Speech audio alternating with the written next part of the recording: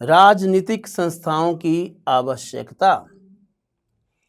किसी भी देश को चलाने के लिए हर चीज़ का ध्यान रखने के फैसलों पर सही निर्णय लेने के लिए सरकार देश में कुछ व्यवस्थाएं करती हैं। इन व्यवस्थाओं को संस्थाएं कहते हैं। कोई भी लोकतंत्र तभी ठीक से काम करेगा जब संस्थाएं अपना काम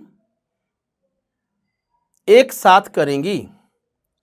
विभिन्न संस्थाओं द्वारा किए गए काम, नीतिगत संबंधी फैसले प्रधानमंत्री और कैबिनेट संस्थाएं लेती हैं।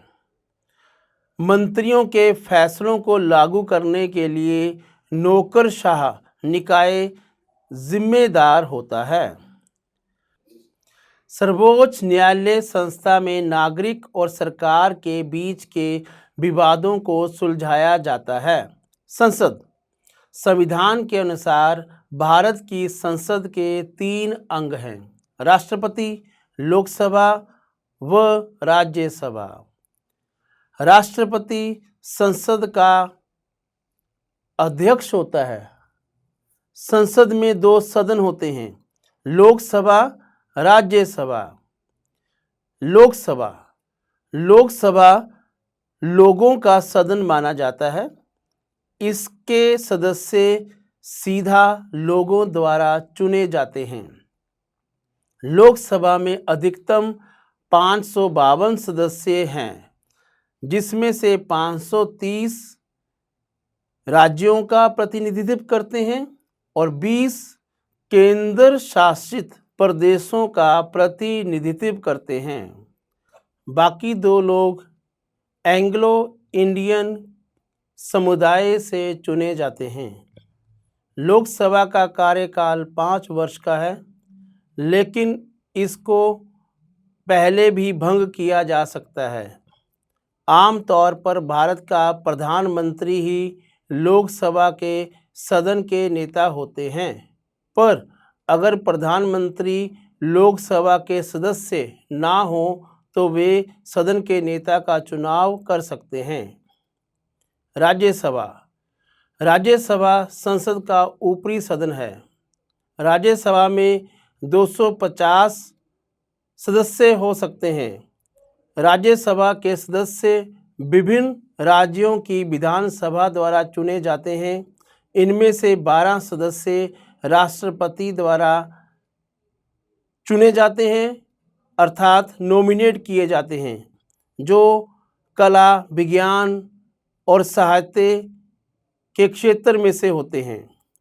राज्यसभा में आने के लिए सदस्य की उम्र 30 वर्ष निश्चित की गई है। प्रत्येक सदस्य का कार्यकाल 6 वर्ष का होता है। लोकसभा और राज्यसभा के कार्य। किसी भी सामान्य कानून को पारित करने के लिए दोनों सदन की जरूरत पड़ती है। अगर दोनों सदन में मतभेद हो तो अंतिम फैसला दोनों के संयुक्त अधिवेशन में किया जाता है। मतलब दोनों सदन साथ मिलकर उस समस्या का समाधान करते हैं। लोकसभा में सरकार का बजट या पैसे से संबंधित कोई कानून पारित हो जाए तो राज्यसभा उसे खारिज नहीं कर सकती, लेकिन संशोधन के सुझाव दे सकती है। उसको मानना या ना मानना लोकसभा का अधिकार है। लोकसभा मंत्री परिषद को नियंत्रित करती है। मतलब अगर आधे से ज़्यादा लोकसभा सदस्य मंत्री परिषद के खिलाफ हो तो प्रधानमंत्री सहित मंत्रियों को पद छोड़ना पड़ सकता है। राजनीतिक कार्यपालिका। एक आदेश को जारी करने के लिए हर स्तर के नागरिकों को साथ में आकर काम करना पड़ता है। रोज़मर्रा की ज़िंदगी में इन अधिकारियों द्वारा हजारों फैसले लिए जाते हैं, जिनके सामूहिक रूप को कार्यपालिका कहा जाता है। कार्यपालिका कानून को लागू करती है। जनता द्वारा खास अवधि के लिए निर्वाचित लोगों को राजनीतिक कार्यपालिका कहते हैं। स्थायी कार्यपालिका, जो लोग रोज रोज के प्रशासन के लिए उत्तरदायी होते हैं और लंबे समय के लिए चुने जाते हैं, उन्हें स्थायी कार्यपालिका कहते हैं। संस्थाओं का कामकाज, राजनीतिक कार्यपालिका को राजनीतिक गैर कार्यपालक से ज़्यादा अधिकार होता है। नौकरशाह को मंत्री से ज़्यादा विषय में जानकारी रहती है, फिर भी हर फैसले मंत्री द्वारा लिए जाते हैं। बड़े फैसले लेने के लिए विशेषज्ञ द्वारा मंत्रियों के आगे कई विकल्प रखे जाते हैं, जिसके अनुसार मंत्री निर्णय ले सकते हैं। मंत्री लोगों द्वारा चुना जाता है, इसलिए उसके हर फैसले पर लोगों की नज़र होती है। लोगों के लिए किए गए हर फैसले के लिए वही जिम्मेदार होता है, इसलिए मंत्री ही सारे फैसले लेते हैं। प्रधानमंत्री और मंत्रिपरिषद, भारत में सबसे महत्वपूर्ण राजनीतिक संस्था प्रधानमंत्री है। जिस दल को सबसे ज़्यादा वोट मिलते हैं, उसी पार्टी में से प्रधानमंत्री की नियुक्ति राष्ट्रपति करता है। अगर उस दल को बहुमत ना भी मिले तो राष्ट्रपति उसी को प्रधानमंत्री चुनता है जिसको ज़्यादा बहुमत मिलने की संभावना हो। मंत्रिपरिषद, प्रधानमंत्री की मदद से राष्ट्रपति अन्य मंत्रियों की नियुक्ति करता है। सभी मंत्रियों की सामूहिक सभा को मंत्रिपरिषद कहते हैं, जिसमें विभिन्न स्तर वाले 60 से 80 मंत्री होते हैं। मंत्रियों की 4 श्रेणियां। कैबिनेट मंत्री, सबसे सर्वोच्च कैबिनेट मंत्री होता है। यह एक विभाग का प्रमुख होता है। यह कैबिनेट की सभी मीटिंग में अनिवार्य रूप से भाग लेता है।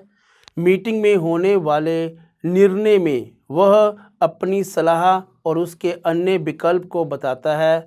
सभी कैबिनेट मंत्रियों की स्वीकृति और प्रधानमंत्री की स्वीकृति के पश्चात वह निर्णय प्रभावी हो जाता है। विभाग प्रमुख होने के कारण वह संसद में पूछे गए प्रश्नों का उत्तर देता है।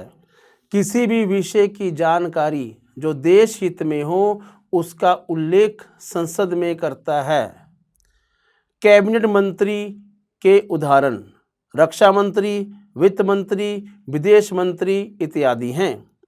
यह अपने अपने विभाग के कार्य प्रगति की रिपोर्ट कैबिनेट मीटिंग में प्रधानमंत्री के समक्ष प्रस्तुत करते हैं।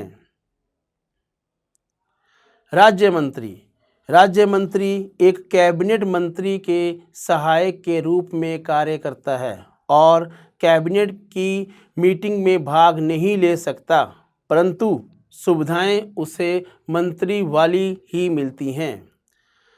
स्वतंत्र प्रभार मंत्री, इस पद पर व्यक्ति अपने विभाग का प्रमुख होता है।